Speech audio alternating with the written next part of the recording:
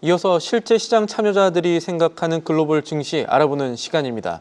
한동훈 앰플리파이 ETF 상무 연결합니다. 안녕하세요. 안녕하십니까. 앰플리파이 ETF 한동훈입니다. 네, 최근에 이 고용 지표 발표들 보면 노동시장 위축, 경기 둔화 우려 지금 커진 상황입니다. 내일 CPI도 중요할 것 같고 거기에 이 관세에 대한 영향 간과할 수 없는데 지금 시장 어떻게 보고 계십니까? 네, 지난달 스튜디오 출연하면서 얘기했던 것 중 하나가 파월은 금리 인하에 있어서 되도록 신중할 거라는 태도를 보일 거다 말씀드렸는데 그 이후로 파월은 트럼프와의 관세 협상에 대한 불확실성이라고 얘기를 했었죠. 4월 보편 관세 이후에 파월이 관세 불확실성으로 2분기 내내 주저를 했었는데요. 8월부터 시작된 평균치 15%의 새로운 관세 역량을 분석하려면 과연 올해 금리 인하가 한 번 이상 가능할까라는 생각을 했던 거죠. 실제로 7월 FOMC 회의 이후에 9월 금리 인하 가능성이 급격하게 하락하기도 했습니다. 그런데 최근에 비농업 고용지수 7월분 그리고 5월, 6월 수종분이 대폭 하락하면서 모두가 저를 포함한 모두가 시장의 충격에 빠졌죠. 만약 이것이 맞다면은 관세 영향으로 고용시장은 큰 충격에 빠졌다고 보는 게 맞습니다. 연준은 당장 금리를 내려야 하는 거 아닌가라는 것이 현재 시장의 반응이고요.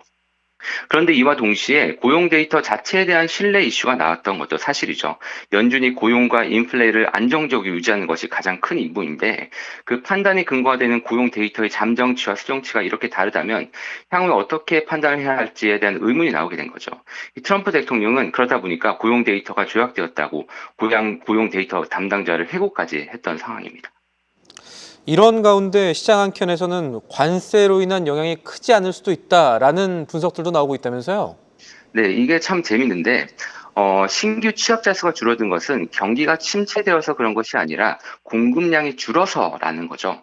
최근에 트럼프의 강경한 불법 이민자 정책으로 인해서 약간 나비 효과로 전체 고용시장의 공급량이 줄어들었다는 것이 분석입니다. 여기에 많은 기업들의 어닝 가이던스를 보면은 관세 정책에 대한 불확실성으로 판단하기 어려움을 호소하기도 하죠. 아까도 말했듯이 미국의 현재 관세율은 아주 높은 상태로 변했죠. 2차 세계대전 이후에 가장 높고 미국의 경제 체질이 바뀌는 변화의 시기라는 겁니다. 신규 고용은 급격하게 줄었지만 여전히 임금 상승률이 4%로 양호하고 실업률도 4.2%로 다소 높아졌지만 여전히 견조하기 때문에 신규 고용이 줄은 것이 침체라고 보느냐라고 보기엔 좀 이르다는 평가도 있죠.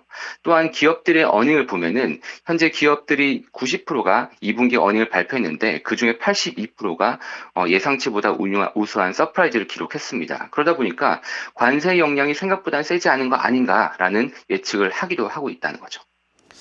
자, 그만큼 현재 시장에 대한 판단이 좀 갈리고 있는 모습, 판단이 지금 어려운 그만큼 불확실성이 높은 상황, 이 점이 감지되기도 합니다. 관련해서 연준의 고민도 좀 깊어질 것 같은데요. 맞습니다. 여기에 대해서 결국 연준 이사들 그리고 FOMC 멤버들의 생각이 가장 중요하겠죠.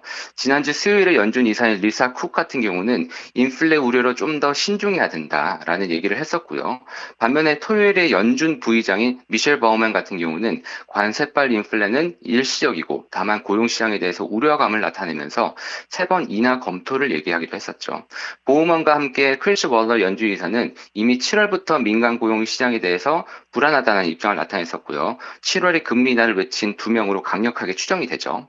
이 둘은 민간 고용이 나빠지기 전에 사전에 대응을 빨리 해야 한다는 입장을 계속 피력하고 있고요. 7월까지는 이것이 소수 의견이었지만 이제는 많은 인사들이 조금 동의할 것이지 않을까라고 생각을 합니다. 최근에 연준이사였던 커글러가 사퇴를 했고 그 빈자리를 또 스티브 마이란이 지명이 되었죠. 이 스티브 마이란은 현재 대통령 경제자문회의 의장으로서 저희가 알고 있는 마이란 보고서로도 유명하죠.